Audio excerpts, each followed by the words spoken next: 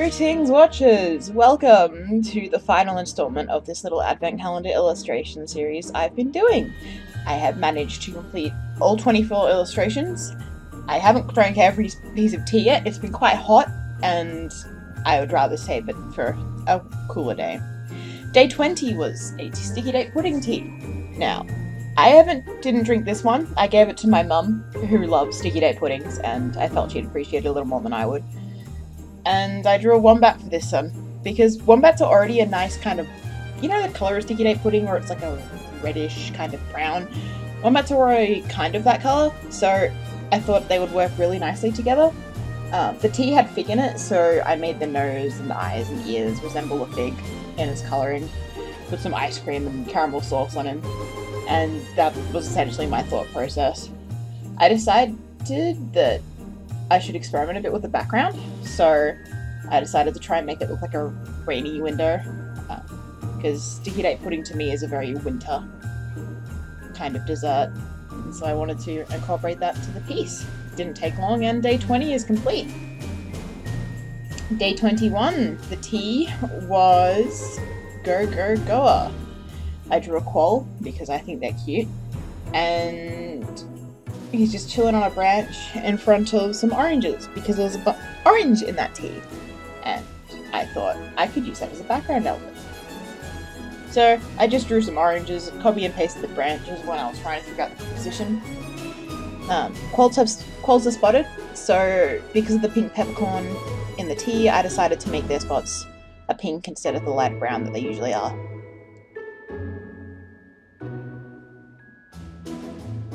And other than that, there's not much to do at the moment. It's mainly just rendering and adding in all the little details.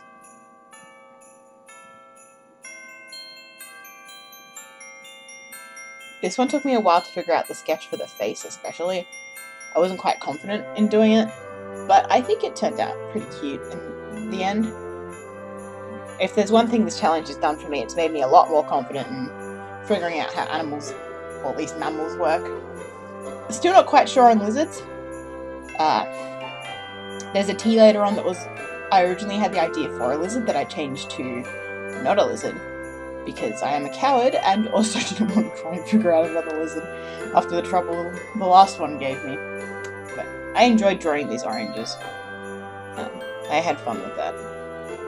Decided to add some depth and blow them a little bit. Adding some fine lighting details, and our quoll should be done. That's day 21. Go Go Goa.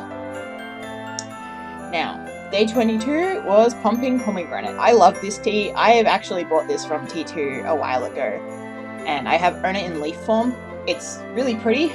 It's a very deep pink when you fruit it, and I decided to change from my original plan, which was to do a knob-tailed gecko, to draw a feather-tailed glider, and I'm actually really glad I did, because I think that the little glider on the pomegranate looks way cuter than the composition I would have done with the lizard.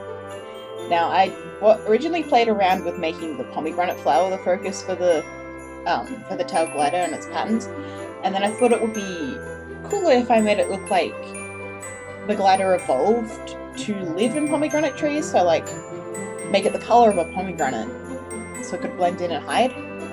So that was my thought process with making it pink. But yes, this one was fun. It didn't take long. It was a rather painless experience, which is nice. It's always good when drawing just goes right from start to finish. And I really liked the result.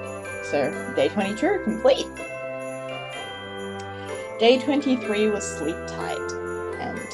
And in a drawing challenge full of Australian animals, I can't not make the sleeping tea a koala. So, with the abundance of lavender and herbs in it, I made the koala itself lavender. Added the other flowers of jasmine, rose, and lemon balm, those are the leaves, as a flower crown. I just wanted this to be peaceful and cozy. I thought this one would be significantly harder to draw because I've never drawn a koala in my life, but it was way easier than I thought. It helps the koalas are very cute. Just adding some detail to the flowers and Other than that, I think it's just some lighting effects, some backlight from the sun where I decided to place it. Currently I'm detailing the leaves. Not that you can see it thanks to Procreate's recording function.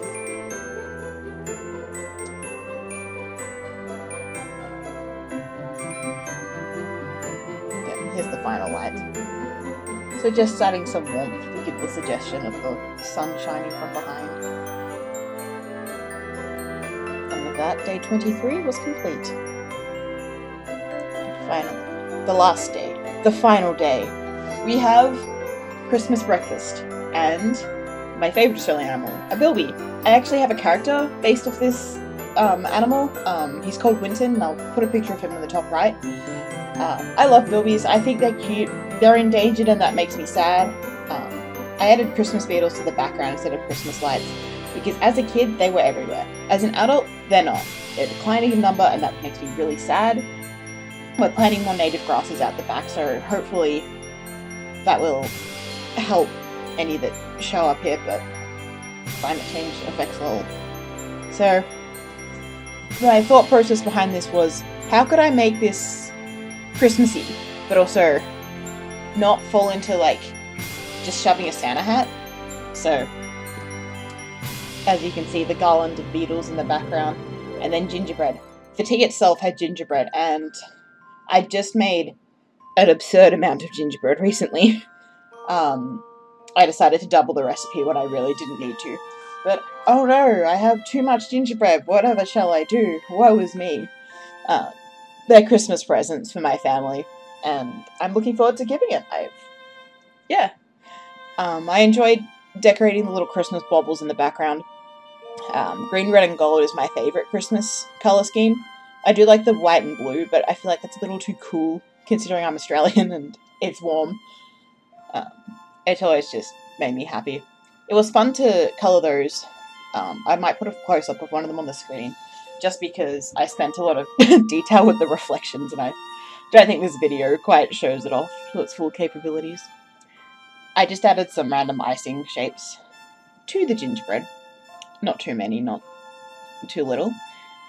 And other than that, it was a lot of figuring out how I wanted to portray the glass, really. On a side note, please don't feed your bilbies gingerbread. Please don't own a bilby either.